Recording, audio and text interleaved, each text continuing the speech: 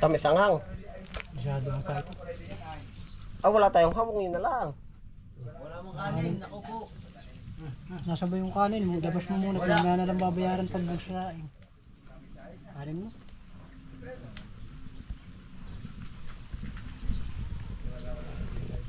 Gisado.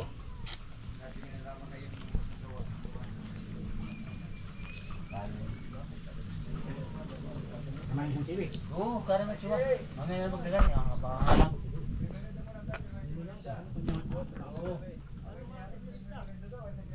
Ayan, tayo. Dami kaya, hindi. Ay, pala yung ano mo. Yung kinchay. Ayun, kukuha nyo yung bayan. Ano yan? Sana iiwanan ko sa iyo. Luto, gisado daw ah. Iginisa mo po ba? Ay, gisado. Ginisa mo nilagali ah. Ay, siya. Ilaga ka rin. Stick na yan eh. Panalo yan. Lumi yan. Dumi. Yan, lumilipas ang panahon.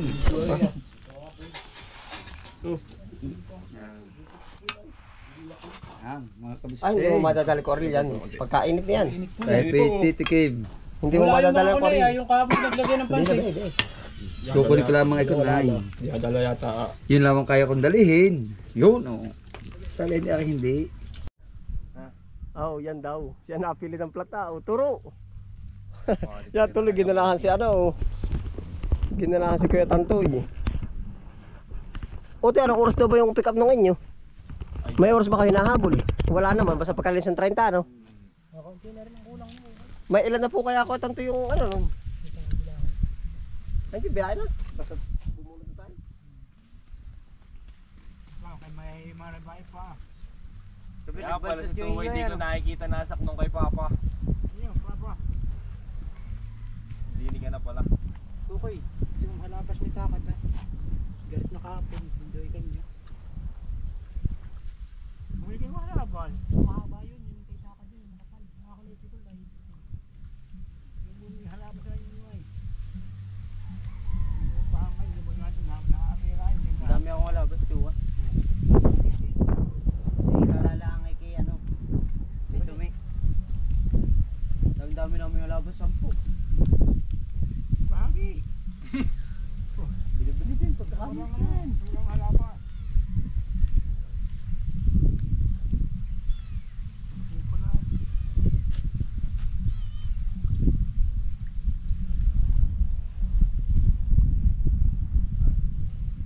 Busing kaya diretso na. Diretso na tayo lokban. Alawan na pala. Pero kakaunti lang kulang yun, Kuya Tantoy. Baka yung mga 5 kilo na lang kulang. Pero kami na may diretsang bunot. Dinikin niya yung ano, kamari ba? Hindi yan na. Ay, baka diretso na oh. Natakbo oras. Ganda na nga. Walang muna Tara akong busing at na ano. basan. Wala ganito. Walang muna akong basan.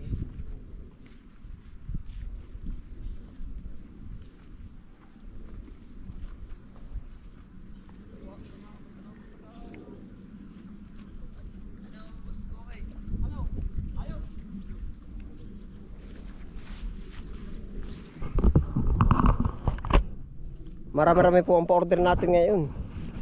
Papatak po ng sa isinta. Yan.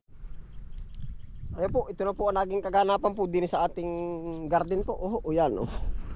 Halos nabuo na po uli aring kabuong garden. Yan, ari po ay yung kagahapon, ari po naman yung ngayong na ubra po.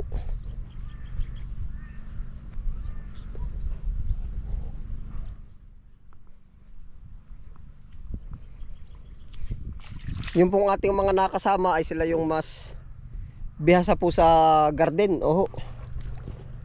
Naglagay po sila ng 2 balon. Tapos po yung mga harvest nating sibuyas, yung pong maliliit, atin pong pinapalipat tanim. Yan, ito na po yung iba. Yan, may mga lipat tanim na po. Ito na po ang naging ganap. Halos nagsasanib laan po aring anong tawag din eh? Aring singkang at ari pong ating ating sibuyas. Yan ang gawa po ng mga balon. At gawa po ng sa sprayer po. Mas bihasa po sila ay sa balon. Oh. Yan. May sprayer po tayo ay di ginagamit naman nila ay yun. Ito po ang balon. Oh. Yan, nang gawa po sila dito.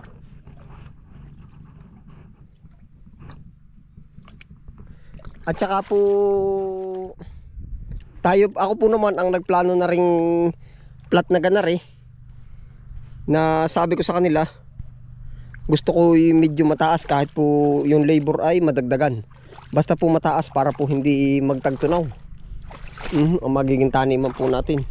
Yan, may mga tanim na po yan. Hindi lang ako ganong pansin at parang kumupis gawa po ng init. Oh. Ayun, ari pa po yung iba. Oh. Ari pa po yung balon.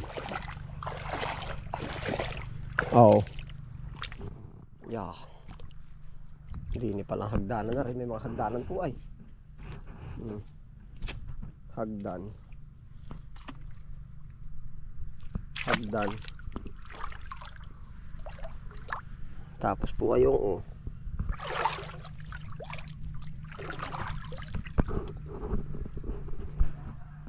ito na po yung naging ganap sa ating palayan na ginagawa nating taniman.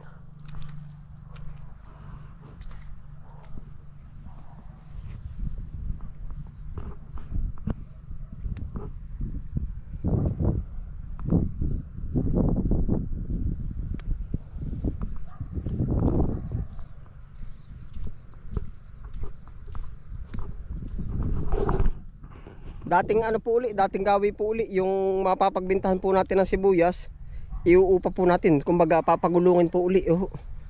Bahala na po kung makakailang gulong pa yan.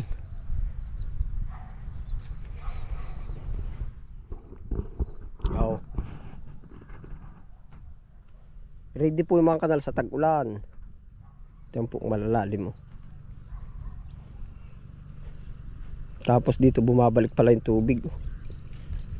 Yan. Umiikot po doon.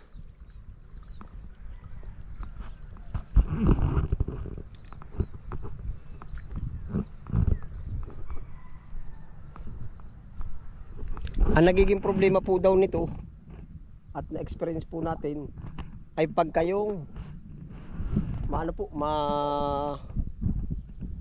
anong tawag dun? Mababa ang plat at dumating yung tag-ulan. Oh. Para pong nagtutunaw po ang mga pananim. Kaya ho ito, dagdag labor, dagdag taas po ng kama. Ito na po ang naging ganap. Ayun po, salamat po sa inyong pagsama. Ano po yan, ingat po ang lahat. Happy lang po. Bye.